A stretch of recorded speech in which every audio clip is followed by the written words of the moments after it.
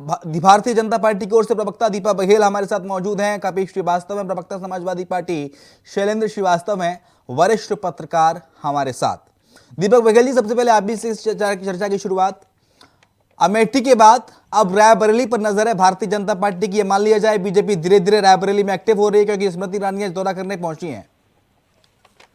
देखिए शिवम जी, भारतीय जनता पार्टी तो लगातार लोक कल्याणकारी योजनाओं को लेकर जनता के बीच में सदैव जाती गई है और उसी के कारण से आज देखिए भारतीय जनता पार्टी आज पूरे देश भर में आज काबिज हुई है। उसका कारण यही है कि हमने जनता को विकास के जो कार्य है वो वहां पर सीधे पहुंचाए हैं। देखिए दोनों ही वजह होती है, जब आप जनता को डिलीवरी करते हैं और आपकी डिलीवरी रेट अच्छी होती है और बिना भ्रष्टाचार की होती है, तो जब लोग आप पर भरोसा करते हैं कि नहीं, जो भी नेता बना है वो हमारे लिए जनता के बारे में सोचता है, वही भारतीय जनता पार्टी ने करके दिखाया। भारतीय जनता पार्टी ने नीतिगत विकास किया, अच्छी नेक नियत के साथ में विकास किया और एक कुशल नेतृत्व के साथ में विकास किया, चाहे वो केंद्र सरकार हो चाहे वो राज्य सरकार हो। देखिए आज भी वहां पर जाकर स्मृति ईरानी जी वहां पर लगभग 101 कार्यों का लोकार्पण व शिलान्यास करने जा रही है, जिसमें से 65 कार्यों का शिलान्यास होगा और 36 कार्यों का लोकार्पण होगा। मतलब समयबद्ध तरीके से जो हमने काम लिए हैं, जिनका शिलान्यास किया, उनका लोकार्पण भी करना जरूरी है। तो ये महत्वपूर्ण चीजें हैं जो जनता के लिए चाहिए, उन जनता तक पहुंचनी चाहिए और वो जनता को समय से पहुंचाने का काम अगर वो किसी ने किया है तो वो भारतीय जनता पार्टी ने किया है। वरना इससे पहले तो ये स्थिति बनती थी कि अटकाना, लटकाना और भटकाना, शिलान्यास कर दिया, उसके बाद ना जाने उसके साथ लोकार्पण होगा। तो ये स्थिति से नहीं, सवाल यह है कि क्या कांग्रेस के इस अभेद किले को भेदने की कवायद है बीजेपी की, इसलिए स्मृति ईरानी वहां पर जा रही हैं? और फिर अगर कांग्रेस को विकास की बयारी, बीजेपी को विकास की बयारी बहानी है, तो फिर बार बार स्मृति ईरानी क्यों? और भी तो मंत्री हैं केंद्रीय स्तर के भारतीय जनता पार्टी में, सरकार के अंदर।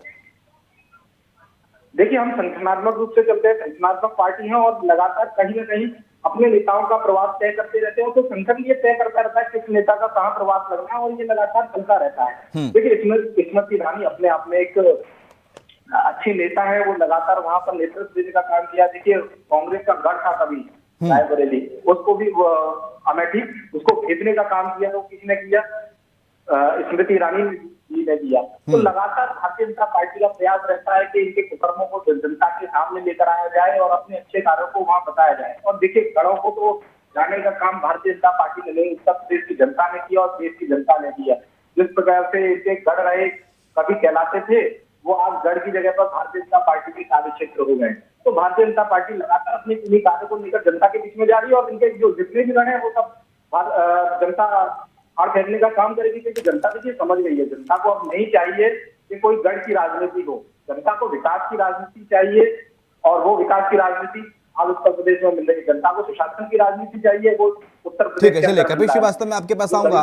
विपक्ष को इससे तकलीफ क्या हो रही है जब स्मृति ईरानी जा रही हैं, जनता को तमाम परियोजनाओं की सौगात दी जा रही है, विकास की गंगा तो बह रही है, तो स्मृति ईरानी के दौरे से विपक्ष को तकलीफ फिर कैसी? कपिल श्रीवास्तव। शिवम भाई, विकास की अगर गंगा बह रही होती तो हम भी क्लैपिंग कर लेते आप लोग के साथ बैठकर, लेकिन ये तो विनाश की गंगा बहाने वाले लोग हैं जी। रायबरेली और अमेठी के अंदर इन्होंने क्या ऐतिहासिक रूप से दिया। और दीपक बघेल जी बैठे हुए हैं, हमको दो चीज बता दें कि ये स्मृति ईरानी जी का मंत्रालय कौन सा है और जो है रेल मंत्रालय किसके पास है। दो चीज आप हमें बता दें, फिर हम बताते हैं आपको। बघेल साहब बताएं। देखिए कपिल जी, यही तो कह रहे हैं, आपका भटकाने का लटकाने का, इसी कारण से आप अरे नहीं चले गए। ईरानी जी जो है वो किस मंत्रालय को चला रही है, चले गए आजमगढ़ भी हार गए, आजमगढ़ भी हार गया और मैनपुरी भी हारने की स्थिति में आ रहा है। उसका कारण यही है क्योंकि इनको यही नहीं मालूम है कि इनके नेता जो है मिनिस्टर आए हुए वो कौन सा डिपार्टमेंट देख रहे हैं। उसकी एक केवल वही वजह है और कोई कारण नहीं। देखिए मैनपुरी के अंदर दीपक जी इधर उधर की बात मत कीजिए, किसको कंफ्यूज कर रहे हैं? अरे आप खुद ही कंफ्यूज ठीक है, दोनों को वर्सेस पे डालिए। मंत्री का नाम, आपको मंत्रिमंडल का नाम नहीं पता कि कौन से डिपार्टमेंट की वो मंत्री है। उसको आज जमीन पर उतारना पड़ा। शिवम भाई देख लीजिए, शिवम भाई को रोकिए और इनसे पूछिए कि इनको यही नहीं मालूम है कि स्मृति ईरानी किस मंत्रालय को देख रही है। परिवार तक सीमित लोग अभी भी इस चीज को नहीं समझ। अरे शिवम भाई भटक गए दोस्त हमारे, इनकी पोल खोल दिया मैंने। अरे ये सिर्फ प्राइम मिनिस्टर और वित्त मंत्री और रक्षा मंत्री, देखिए सब कर रहे हैं गूगल पे, गूगल पे सर्च कर रहे हैं मेरे दोस्त। आपके सामने ये है इनका विकास, देखिए ये है इनका विकास। ठीक है, देखिए, भारतीय जनता अपने पार्टी का ही- रिएक्शन अपने क्या ही आया है इस मंत्री पूरे का मामले नहीं पर, पता है। वो आपको सुनवाते हैं। बीजेपी की रिएक्शन बाइट्स क्या है?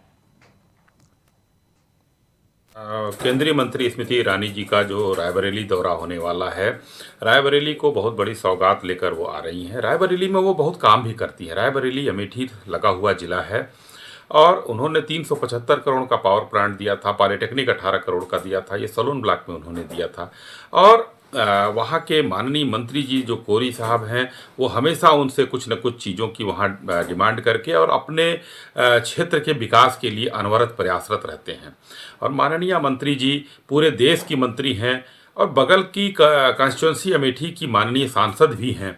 इसलिए रायबरेली में जो अब तक गांधी परिवार के पास वो सीट रही और कोई विकास का कार्य नहीं हुआ, अब उस पिछड़े हुए रायबरेली को पड़ोसी कॉन्स्टिट्यूंसी होने के नाते और केंद्रीय मंत्री होने के नाते वो इस समय सौगातों की बौछार कर रही हैं।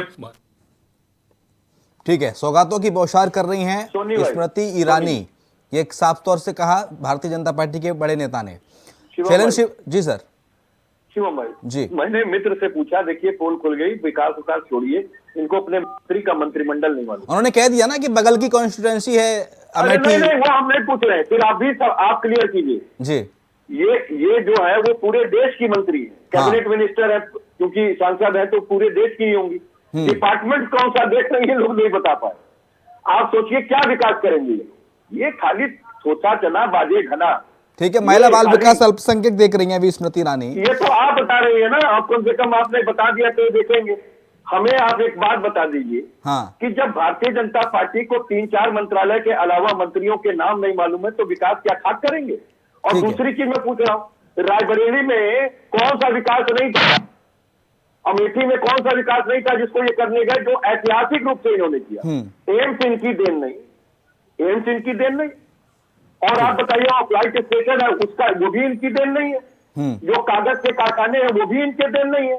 जो वहां पे दूरदर्शन केंद्र प्रसारण वो प्रक्षेपण वाला है वो भी इनकी देन नहीं है। तो ये देने क्या गए? देखिए, क्योंकि इन्होंने अमेठी में विकास किया नहीं और अमेठी में भयंकर रूप से इनकी जमानत जब्त होगी। ये जब मंत्री का नाम भूल जा रहे हैं तो मंत्री जी अमेठी भूल जाती है और अब अमेठी की जगह वो रायबरेली बना रही है जगह कि वहां पे चला जाएगा। अब यहाँ पे बगल में हो गया, वहां पोल खोलने वाली बात रही नहीं रही। यहाँ तो पोल खुल गई, जनता इनको ये जाती है तो तिरस्कार करती है। तो यही हकीकत को स्वीकार करेंगे, ये लोग विकासवादी सोच के लोग नहीं है, ये प्रायोजित कार्यक्रम चलाने वाले लोग हैं, एडवर्टीजमेंट के लोग हैं। इनका जितना डेवलपमेंट है वो केवल पेपर्स में होता है और प्रचार में होता है। अगर आप वास्तव में प्रचार आप काम कर रहे थे तो प्रचार करने के लिए 800 करोड़ रुपए आपको खर्चा नहीं करना पड़ता जो आप भारत माता का वेस्टेज करते हैं। और आपको चुनावों के अंदर सारे मंत्री नहीं बैठाने पड़ते, वो तो प्रशासन मैनेज करने के लिए बैठाने पड़ती है। क्योंकि काम जो है वो बोलता है, काम दिखाई देता है, उसमें जनता नहीं मैनेज होती है मंत्रियों से, काम से मैनेज होती है। यही सोनी भाई हकीकत है भाजपा की जो मैंने आपको दिखा दी। ठीक है, शैलेंद्र श्रीवास्तव सर, बीजेपी के बड़े नेता कह रहे हैं कि देश की मंत्री हैं स्मृति ईरानी, इसलिए इस लिहाज से इस नाते वो रायबरेली का दौरा उन्होंने किया। ठीक है, होना चाहिए, लेकिन देश के और भी तो बड़े मंत्री हैं स्मृति ईरानी के अलावा। स्मृति ईरानी क्यों? क्या ये बीजेपी की अब कवायद है रायबरेली को लेकर, प्रियंका सोनिया गांधी को लेकर? लगता तो ऐसा ही है, क्योंकि अमेठी में इन्होंने एक तरह से राहुल गांधी को वहां से पूरी तरह से बेदखल कर दिया और अब उसके बाद रहा रायबरेली। चेस का जो शतरंज जो खेला जाता है उसमें कहा जाता है कि राजा को अगर मात दे देगी तो सेना चाहे जितनी बड़ी हो हार हो जाती है। तो ये सिंबल है कांग्रेस के मुखिया के तौर पर। और यदि गांधी परिवार से राहुल गांधी को किनारे कर दिया जाए, सोनिया गांधी को किनारे कर दिया जाए और प्रियंका जी उनको किनारे कर दिया जाए तो पूरी कांग्रेस एक तरह से साइकोलॉजिकली मनोवैज्ञानिक तरीके से डाउन हो जाएगी। और चूंकि इन्होंने अमेठी में उनको डाउन कर दिया, उनको इसलिए छोड़कर साउथ में जाना पड़ा राहुल गांधी को, तो अब वही चीज की दोबारा पुनरावृत्ति, दोबारा वही चीज रायबरेली में करने की कोशिश हो रही है ताकि वो डिस्टर्ब रहे, बजाय वो अन्य क्षेत्रों पर ध्यान देने के उनका पूरा फोकस अपने क्षेत्र को बचाने में लग गया। तो ये एक दूरगामी रणनीति का हिस्सा लगता है और उस हिस्से में उस काम के लिए स्मृति ईरानी जी बिल्कुल फिट बैठती, क्योंकि बहुत ही वो अच्छी वक्ता है, तेज तर्रार फिल्म अभिनेत्री रही हैं। तो उनको मालूम भी है कि पब्लिक के सामने किस तरीके से हमको भाव भंगिमा दिखाते हुए अपने आप को स्थापित करना चाहिए। ये बड़ी पार्टी के शीर्ष नेतृत्व का उनको समर्थन हासिल है, तो ये हर तरह से मुफीद है। तो इस नाते ये लगता है कि कोई दूरगामी रणनीति है जिसके तहत वो रायबरेली पर फोकस कर रहे हैं। ठीक है दीपक बघेल जी, बहू वर्सेस बहू क्यों बना रहे हैं इस मुद्दे को? क्योंकि स्मृति ईरानी का भी एक चले सीरियल आता था, क्योंकि सास भी कभी बहू थी, और इधर गांधी परिवार की बहू है सोनिया गांधी, जहां से सांसद है रायबरेली से। देखिए शिवम जी, देखिए ऐसा नहीं है कि बहू वर्सेस बहू किया जा रहा है। देखिए जो लोकप्रिय नेता होता है, जो वहाँ पे तो बीजेपी में कमी पड़ गई क्या सर लोकप्रिय नेताओं की? स्मृति ईरानी अकेली लोकप्रिय हैं, और भी तो लोकप्रिय नेताओं की लंबी फेहरिस्त है आपके पास। विश्व की सबसे बड़ी पार्टी आप अपने आप को बताते हैं सर। तो सभी लोकप्रिय नेताओं को अलग अलग जगह काम पर लगाया जाता है, और देखिए वही उसी हिसाब से हमारे सारे कार्यकर्ता लगे होते हैं। प्रवास केंद्रीय नेतृत्व तय करता है। हाँ। ऐसा नहीं कि किसी व्यक्ति विशेष के द्वारा प्रवास तय कर दिया जाए। प्रवास का कार्यक्रम होता है और प्रवास केंद्रीय नेतृत्व तय करता है, और वही तय करता है कि कौन कहां जाकर लड़ेगा और किसको क्या तैयारी करनी है। और उसी केंद्रीय नेतृत्व के नाते हम जाते थे कि हम परिवारवादी लोग नहीं है जो तय कर ले कि खुद मन से कि नहीं का आज हम यहाँ पर लड़ेंगे और ये दूसरे यहाँ से लड़ेंगे। ऐसा नहीं होता, केंद्रीय नेतृत्व तय करता है, और तय करने के बाद में वो जमीन पर जाता है, जनता के बीच में जाता है, जनता से समर्थन मांगता है, जनता के बीच में विकास के कार्य करता है।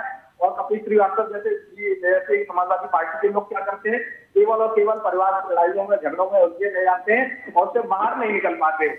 और भारतीय जनता पार्टी उस जगह पर विकास के एजेंडे के साथ में काम करती है, और इनका एजेंडा क्लियर है एकदम कि भारतीय जनता पार्टी को सत्ता से हटाना। और भारतीय जनता पार्टी का एजेंडा ये है कि गरीब कल्याण की योजना गरीबों तक कैसे पहुंचे, इस पर बात पर ध्यान देना है। इसलिए देखिए समाजवादी पार्टी आज लगातार आ रही है और भारतीय जनता पार्टी लगातार जीत रही है, और यही परसेप्शन एक क्रिएट हो गया जनता के बीच में, जिसका कारण से आज कपिल जी बता नहीं पा रहे क्या कार्यक्रम उन्होंने किया वहां से। ठीक है कपिल श्रीवास्तव जी, कांग्रेस की ओर से आज कोई मेहमान नहीं आया है, तो विपक्ष के नाते आप ही बैठे हैं, तो सवाल आप ही से पूछूंगा, क्या विपक्ष को स्मृति ईरानी से डर लग रहा है? क्योंकि जैसे अमेठी कांग्रेस के हाथ से गया, और अब बारी है रायबरेली की, क्योंकि कांग्रेस कह रही है, बीजेपी कह रही है अमेठी तो झांकी है, रायबरेली अभी बाकी है।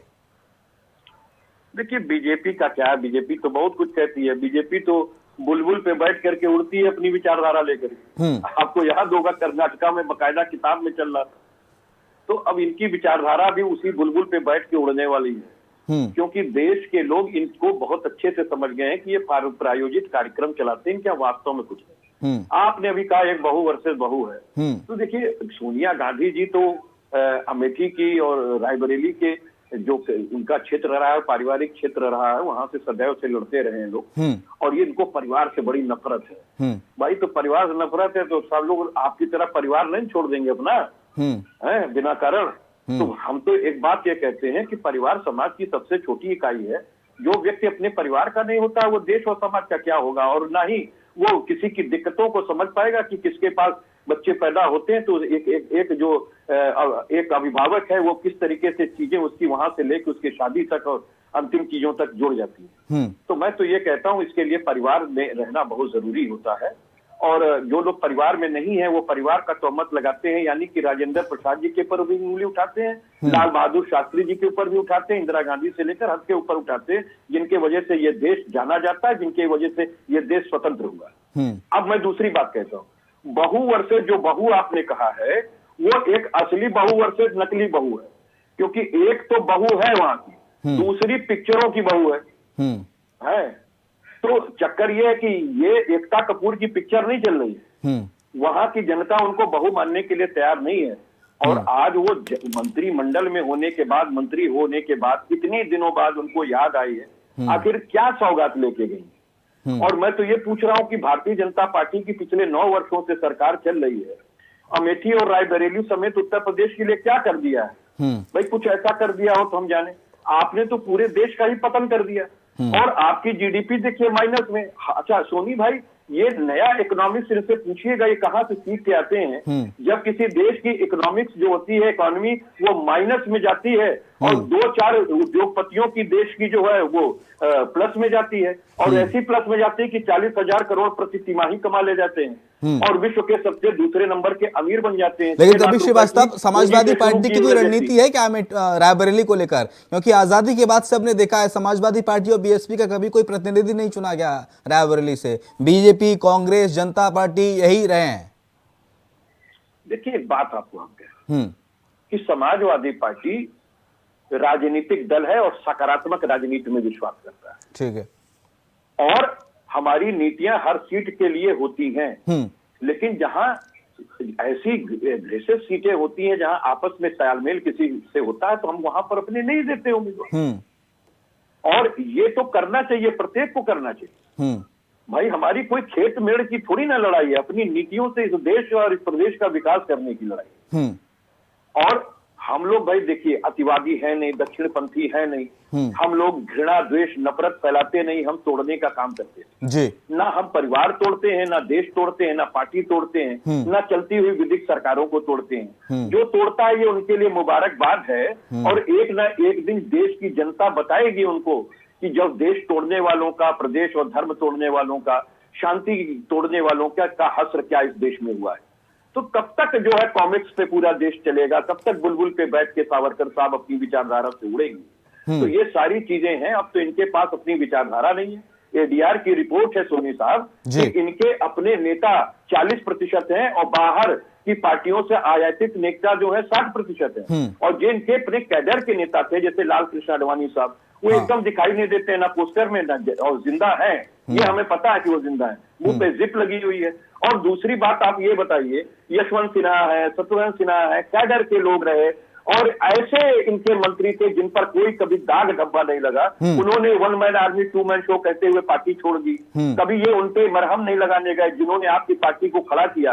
आडवाणी साहब, उनको किस तरीके से कंधे पे रख करके और दबा दिया गया कि मार्ग मंडल में चले गए, उसके बाद से उस मंडल से भी गायब हो गए। अब तो वो सूरज मंडल के सदस्य होने वाले। ठीक है। तो मैं सिर्फ एक बात ये कह रहा हूँ, मैं सिर्फ एक बात कह रहा हूँ कि देखिए, ये भान मनी का तुम्बा है, ये स्वार्थी लोगों का एक समूह है जो भटकती हुई विचारधारा पर आधारित है। इनके एक प्रत्याशी जो है वो मैनपुरी से भी चुनाव लड़ रहे हैं, जो कहते हैं कि वो समाजवादी हैं और प्रत्याशी इनके हैं। कहते हैं उनके आदर्श मुलायम सिंह यादव जी हैं और उनके गुरु शिवपाल यादव जी हैं। यानी वो दक्षिणपंथी नहीं है, वो अतिवादी विचारधारा के नहीं है और वो सच्छद्म राष्ट्रवादी नहीं। तो जब वो तीनों ही आपके नहीं है तो वो समाजवादी है। तो आपके पास तो अपना प्रत्याशी तक नहीं रह गया, ना गोला गोकरण नाच में रह गया था और ना यहाँ जो बाहर के आपके नेता लाते हैं आप उनको आप मंत्री बनाते हैं, क्योंकि अब आपको अनुभव नहीं है चलाने का, ये विकास क्या खास करेंगे। इसीलिए स्मृति ईरानी जी का मंत्रिमंडल हमारे मित्र को नहीं आता, तो क्या विकास करेंगे ये लोग, बताइए। ठीक है, जल्दी से दीपक बघेल जी आपका रिएक्शन इस पर, फिर मैं शैलेंद्र सर के पास जाऊंगा।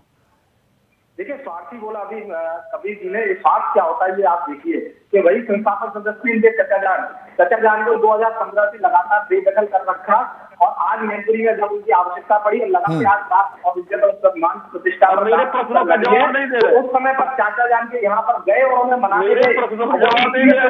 ठीक है, बहस लगता है डाइवर्ट हो रही है। जिसके पास परिवार शैलेंद्र सर, ठीक है, आपके अब दोनों के पास मैं आऊंगा बारी बारी से। शैलेंद्र सर, बीजेपी कह रही है कि हम विकास की बात करते हैं और विकास की बात करने स्मृति ईरानी गई हैं। तकरीबन 100 से ज्यादा परियोजना की सौगात आज स्मृति ईरानी ने दी है हमें रायबरेली में।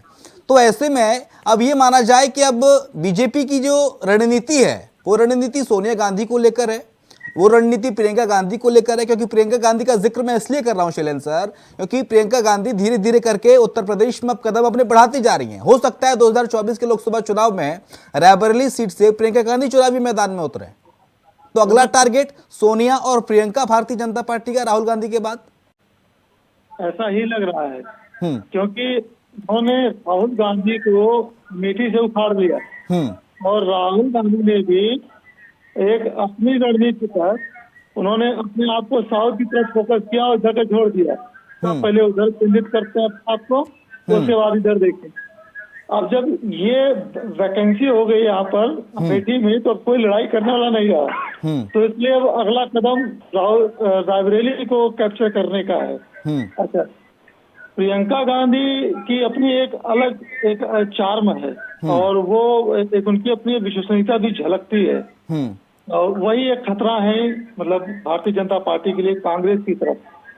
तो रायबरेली में यदि प्रियंका गांधी आती है सोनिया जी के साथ के को ध्यान में रखते हुए तो निश्चित रूप से उसका असर भी आसपास के एरिया में पड़ेगा क्योंकि शुरू से ही प्रियंका गांधी सक्रिय रही हैं अमेठी और रायबरेली दोनों जगह के चुनाव में हमेशा।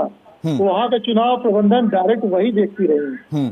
तो ऐसे में उनके लिए कोई असहज भी नहीं है, कोई कठिनाई भी नहीं है। सभी कार्यकर्ता भी उनको वहाँ के अच्छे से जानते हैं और अच्छे से मानते भी हैं।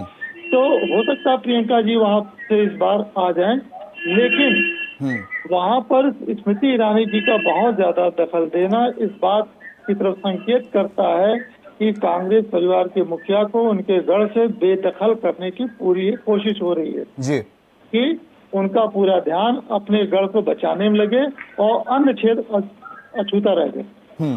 तो ऐसे में ये होता है जब भी राजनीति होती है तो दूसरे के कमजोर पक्ष पर वार किया जाता है और अपने कमजोर पक्ष को बचाया जाता है। ठीक है। तो इसमें भारतीय जनता पार्टी यही काम कर रही है और देखिए आने वाला समय एक रोमांचक होगा। ठीक है, चलते चलते एक आखिरी कमेंट में कपिश श्रीवास्तव जी से लूंगा। कपिश जी, बीजेपी कहती है कि हमें कैडर बेस्ड ऑर्गेनाइजेशन है, हमारे यहाँ हर एक कार्यकर्ता को तवज्जो दी जाती है और यही एक खास बात है भारतीय जनता पार्टी की कि वो उन्होंने तमाम गढ़ परंपराएं रिवाज बीजेपी ने लगातार तोड़े हैं। समाजवादी पार्टी और कांग्रेस पार्टी परिवारवाद से आगे नहीं बढ़ पा रही। जहां भी चुनाव होते हैं उपचुनाव होते हैं कोई परिवार का आदमी खड़ा होता है, इसलिए आप चुनाव हार जाते हैं और बीजेपी जीत जा रही है। शिवम भाई, सबसे पहली चीज तो ये कह रहे कि लोकतंत्र में परिवारवाद तो होता ही नहीं।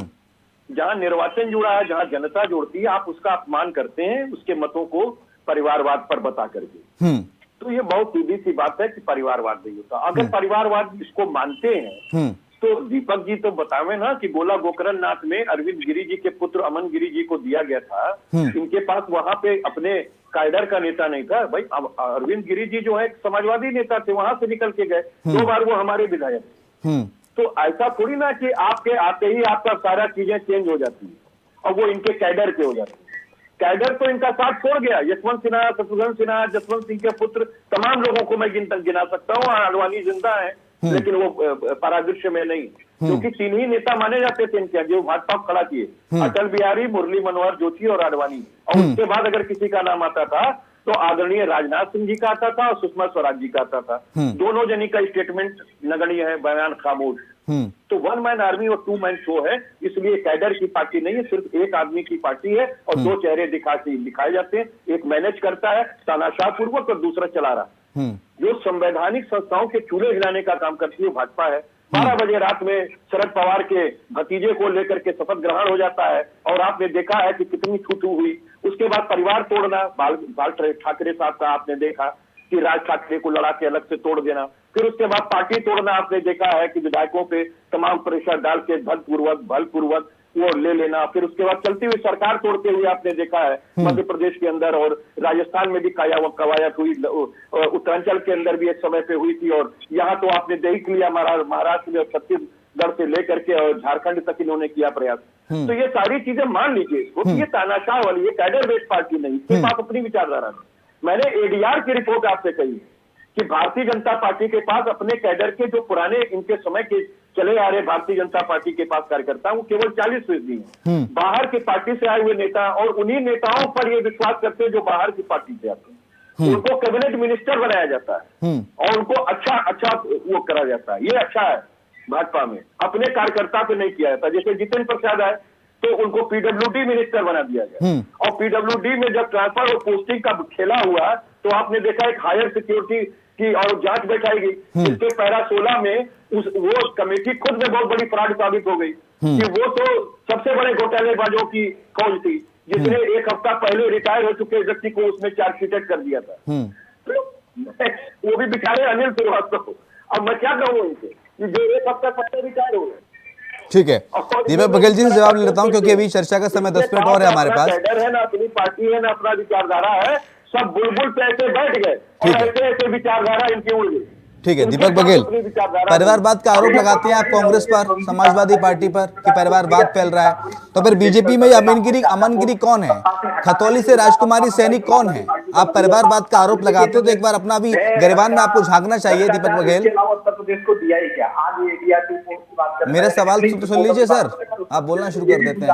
ये मैं पूरी कांग्रेस क्राइम स्टेट के नाम से जानते थे, आज का परसेप्शन चेक हुआ, आज वहाँ प्रशासन की व्यवस्था हुई, आज जैसे एक धंधा नहीं होता। मेरी आवाज जा रही है दीपक बघेल तक? योजना गरीबों तक डायरेक्ट पहुंचती है। देखिए आपके प्रश्न का उत्तर नहीं दे रहे क्योंकि बघेल साहब के पास है नहीं रहा है, ये कपिल जी को पट नहीं रहा है। और परिवार की बात आती है कपिल जी, मैं तो परिवारवाद मानता ही नहीं, जनता का निर्वाचन है परिवारवाद का।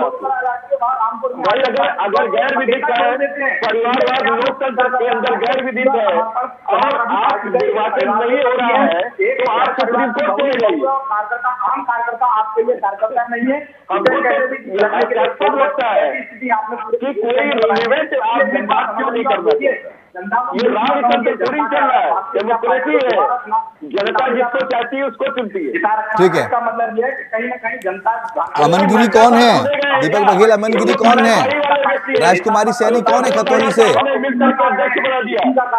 नड्डा साहब को 2 तरह से सर आप दोनों बोलेंगे तो फिर मुझ तक आवाज किसी की नहीं आएगी, मिक्सर हो जाएगा मामला, समझ नहीं पाऊंगा किससे क्या पूछना है, कौन क्या बोल रहा है। एक एक करके बोलेंगे तो आसान रहेगा मैं डिबेट। ये कह रहा हूँ कि ये खुद बता देना कि इनके अपनी पार्टी में लोकतंत्र का है। 2 तनाशाह विचारधारा के लोगों ने नड्डा साहब को चुन दिया और नड्डा साहब उन्हीं के कहने पर सब काम करते हैं रिमोट से। ये हकीकत स्वीकार करें। क्या ये कांग्रेस इसमें खड़गे साहब जिस तरीके से एक क्या होता है? अरे बेशरम तो नहीं चाहिए, ना उधर से ना उधर से, हम तो सीधी बात करते हैं। ठीक है, आप दोनों के पास नहीं आऊंगा।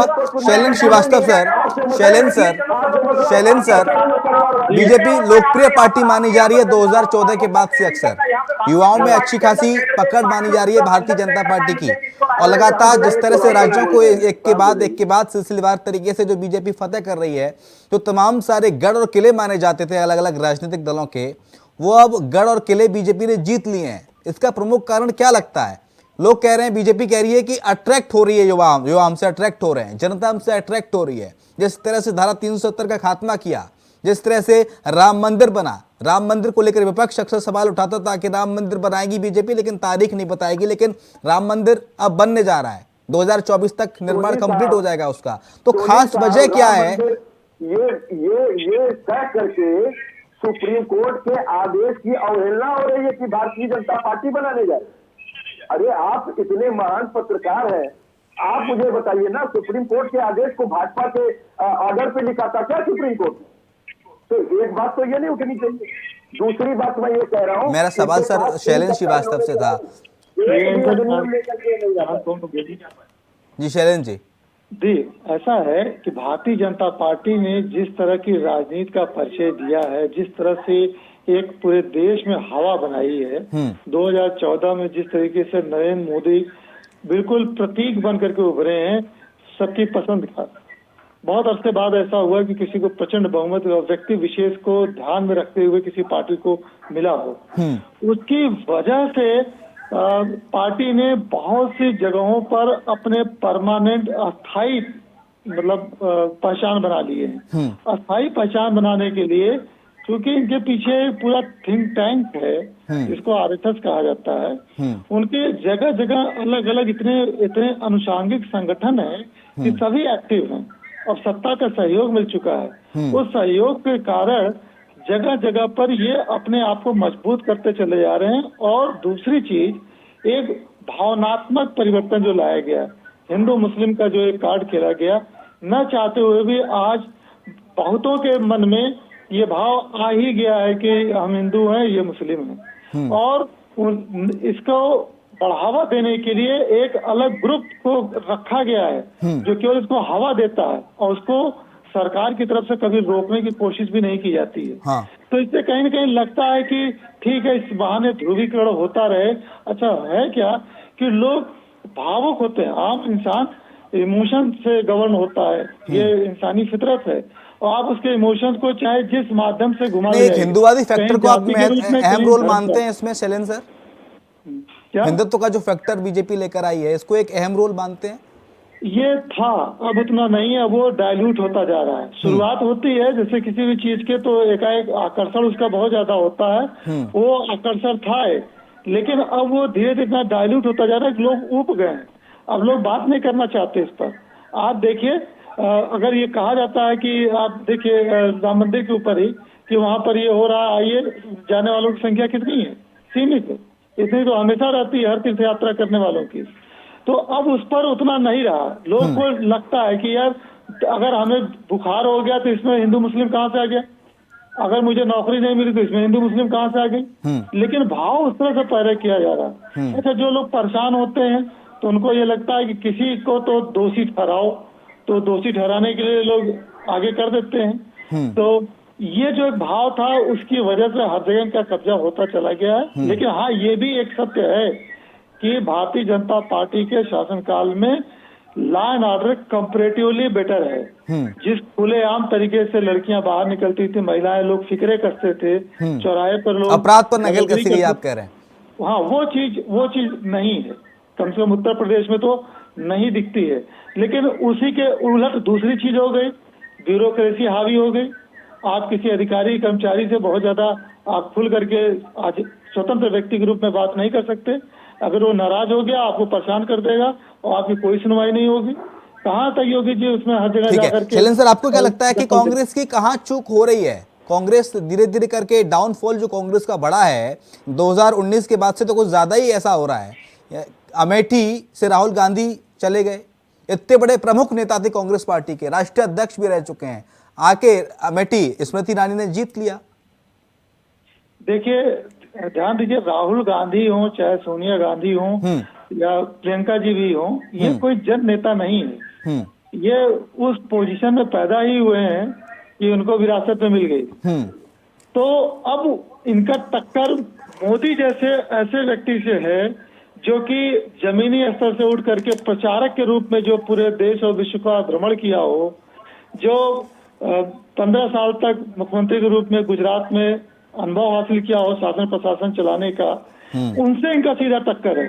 वहां पर ये कमजोर हो रहे हैं। और यही नहीं, जितने भी विपक्षी दलों के अधिकतर लोग हैं वो यहीं पर कमजोर होते हैं। ठीक है। शुरुआत में देखिए, एक तरफ राहुल गांधी का फोटो आता था, एक तरफ मोदी का, कहा बिल्कुल क्लीन शेव कोई नौजवान और कहा कोई बिल्कुल पकी हुई दाढ़ी के साथ अनुभवी व्यक्ति। हमारा जो भारतीय समाज है ये वैसे भी बड़े बुजुर्गों को ज्यादा अनुभवी समझता, चाहे वो पढ़े लिखे ना भी हो। तो ऐसे में उनका टक्कर ही नहीं था।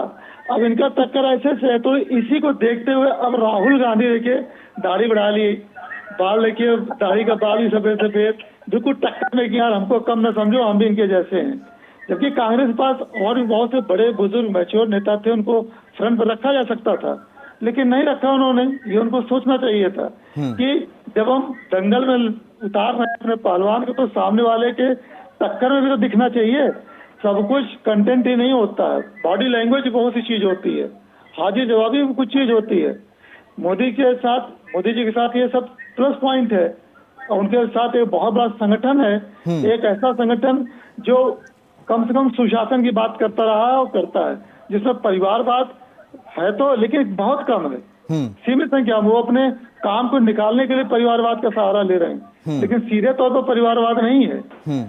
वहीं पर दूसरी पार्टियां देखिए, चाहे कांग्रेस हो या जो भी पार्टियां आप देखिए, सब में उनका माया मोह हो गया कि मैं, मेरा बच्चा, मेरे भाई, मेरा खानदान के बाद का खानदान, ये जो मतलब है लालच, और ये जो उनका क्या कहते हैं मोह, यही इनको डुबाए पड़ी है। और इसी वजह से जहां भी देखिए ईडी या सीबीआई छापे डाल रही है, आईटी इनकम टैक्स डिपार्टमेंट छापा डाल रहा है, ये चाहते हुए विरोध नहीं कर पा रहे। ये मालूम है कि इंटेंशनली इनके ऊपर ये छापा डाला जा रहा है, लेकिन तथ्यात्मक रूप से सब चीज निकल रहे हैं। भ्रष्ट तो थे ही, इसमें कोई दो राय नहीं, सब जानते हैं। तो भ्रष्टाचार करने के लिए तो नहीं बुलाया। हाँ, एक अच्छी बात है, शुरुआत हो गई, मोदी जी ने या भारतीय जनता पार्टी ने इनके ऊपर छापा डालने की शुरुआत कर दी। तो अब सत्ता आज नहीं तो कल बदलेगी, चाहे 5 साल या 10 साल या 15 साल।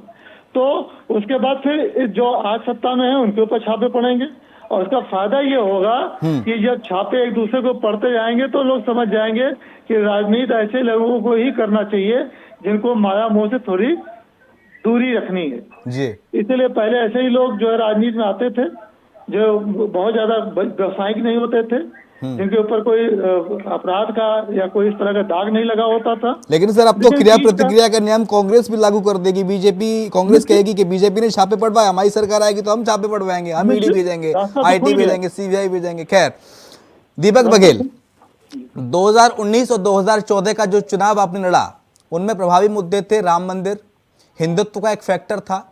शैलेंद्र श्रीवास्तव सर ने बताया कि अब हिंदुत्व का फैक्टर डायलूट होता जा रहा है, क्योंकि शैलेंद्र श्रीवास्तव सर राजनीति के बड़े विद्वान हैं और लंबे समय से पकड़ है राजनीति पर उनकी भी, तो हिंदुत्व का फैक्टर अब आपके पास डायल्यूट होता जा रहा है। 370 का मुद्दा खत्म नहीं कर दिया आपने, 370 हटा दी जम्मू कश्मीर से। अब 2024 के लिए बीजेपी के पास क्या मुद्दों की कमी हो रही है? अगर हैं तो कौन से मुद्दे हैं? किस रणनीति पर भारतीय जनता पार्टी आगे बढ़ेगी? देखिए शिवम जी, ये तो जब चुनाव आएगा तो मुद्दे भी निकल कर आएंगे और उनकी रणनीति भी तैयार होगी। जब केंद्रीय नेतृत्व तय करता है उसके बाद पूरी पार्टी को या सभी कार्यकर्ताओं को मैसेज जाता है कि वो किस प्रकार से चुनाव को लेकर जाए और क्या लड़ना है, हमारे क्या मुद्दे हैं, हम किन नीतियों के साथ 2024 में चुनाव लड़ेंगे। हम उन सब मुद्दों के साथ में जाते हैं और देखिए हमने पूर्व में काम करके दिखाया, चाहे धारा 370 की बात हो, चाहे राम मंदिर की बात हो, ऐसे बड़े बड़े मुद्दों पर ये भारतीय जनता पार्टी किसी ने अपेक्षित नहीं किया था ऐसा कि कभी हो भी सकता है। क्योंकि लोग बोलते थे कि धारा 370 हटी तो देश के अंदर हाहाकार मच जाएगा, परंतु जिस दिन हटी उस दिन एक चिड़िया भी नहीं मरी और चिड़िया भी नहीं मरी। तो आप ये स्थिति देखिए कि मतलब कितनी प्लानिंग के साथ में काम किया जाता है भारतीय जनता पार्टी के अंदर। फिर देखिए विकास का मुद्दा किसी से छुपा नहीं है कि आज इंफ्रास्ट्रक्चर के कितने बड़े बड़े काम पूरे देश के अंदर किए जा रहे हैं। अगर उत्तर प्रदेश की इसके सापेक्षता में बात करें तो देखिए जिस उत्तर प्रदेश में कभी 2 एक्सप्रेसवे बन पाते थे, आज उसके अंदर 7-7 एक्सप्रेसवे पे काम हो रहा है। जिस उत्तर प्रदेश को समाजवादी पार्टी 15 मेडिकल कॉलेज तक छोड़ के गई थी, उससे वो कभी काम नहीं कर पाई, उसके बाद में आज उसी उत्तर प्रदेश के अंदर 75 मेडिकल कॉलेजों पर काम चल रहा है, कई सारे बन के तैयार हो चुके थे। ये लगातार जो विकास का जो मॉडल है वो उत्तर प्रदेश को नहीं दिया केवल, ये पूरे देश के अंदर किया। सुशासन का एक पूरा मॉडल तैयार किया गया। विदेशों में अगर छात्र फंस जाते तो उनके लिए हवाई जहाज भेज, ठीक है, चलिए समय की कमी है। बहुत शुक्रिया आपका दीपक बघेल जी चर्चा में शामिल होने के लिए। कापेश श्रीवास्तव जुड़े थे, सर आपका बहुत शुक्रिया चर्चा में शामिल होने के लिए। शैलेंद्र श्रीवास्तव वरिष्ठ पत्रकार हमारे साथ थे, बहुत शुक्रिया शैलेंद्र सर आपका चर्चा में शामिल होने के लिए। तो रायबरेली वया अमेठी, आखिरकार बीजेपी का गणित यही है कि अमेठी के बाद अब रायबरेली को जीता जाए, क्योंकि सोनिया गांधी लंबे समय से सांसद चुनी जा रही हैं रायबरेली से, और ऐसे में स्मृति ईरानी के रायबरेली दौरे से तमाम सारे सियासी मायने निकल रहे हैं। इसी के साथ चर्चा में इतना ही। खबरें लगातार जारी हैं, आप देखते रहिए इंडिया वॉइस।